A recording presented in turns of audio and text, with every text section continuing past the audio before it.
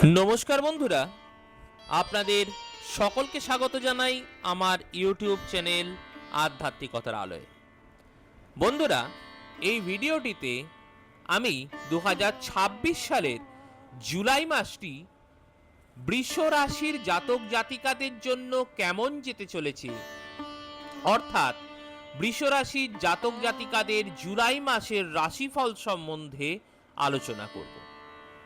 যদি আপনাদের এই ভিডিওটি ভালো লেগে থাকে তাহলে অবশ্যই ভিডিওটিতে লাইক এবং কমেন্ট করতে ভুলবেন না, এবং যাদের ভালো লাগবে তারা আমার এই চ্যানেলটিকে সাবস্ক্রাইব করে আমার পাশে থাকবেন।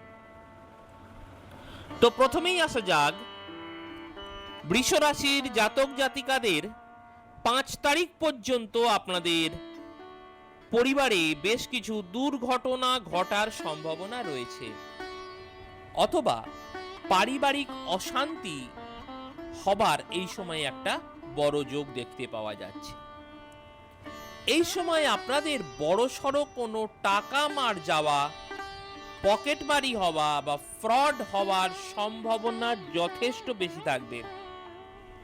যে সমস্ত ব্যক্তিরা কর্মের সঙ্গে যুক্ত আছেন তাদের কর্মক্ষেত্রে বেশ কিছুটা ঝামেলা ঝঞ্ঝাট, কর্মে পরিবর্তন বা কর্মের জন্য দূরযাত্রা বা বিদেশ যাত্রা যথেষ্ট বেশি পরিমাণে দেখতে পাওয়া যাচ্ছে।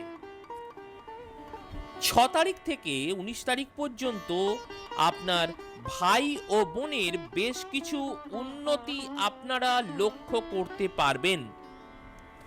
তাদের পড়াশোনার জায়গাটা, আধ্যাত্মিকতার জায়গাটা এবং জ্ঞান বিস্তারের জায়গাটি কিন্তু যথেষ্ট বৃদ্ধি পাবে।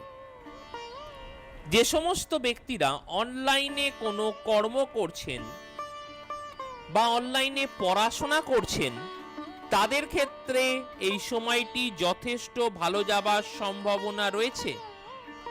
ভালো গুরুর সাথে যোগাযোগ হবার সম্ভাবনাও কিন্তু আপনাদের এই সময় রয়েছে। আপনারা যদি এই সময় ছোটখাটো কোনো ভ্রমণ করতে চান বা সেটি কোনো আধ্যাত্মিক বা ধর্মীয় জায়গায় হয়, তাহলে কিন্তু যথেষ্ট ভালো যাত্রা আপনার এই সময় হবার সম্ভাবনা রয়েছে। মাসের 19 তারিখের পর থেকে আপনাদের আয় ইনকামের জায়গাটি কিন্তু কিছুটা ভালো হতে চলেছে, তবে খুব ভালো আশা কিন্তু আপনারা এই সময় করতে পারবেন না।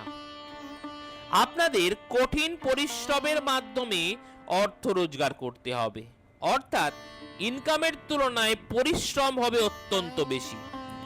তবে আলটিমেটলি আপনাদের মনের ইচ্ছাগুলি কিন্তু এই সময় পূরণ হবার সম্ভাবনা রয়েছে। ছোটখাটো ভ্রমণ আপনাদের এই সময় হতে পারে।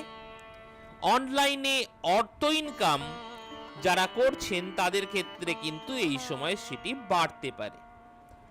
আপনার ভাই অথবা বোনের কর্মের যোগাযোগ এই সময় বাড়তে পারে এবং কর্মপ্রাপ্তিও এই সময়ে হবার যথেষ্ট সম্ভাবনা রয়েছে।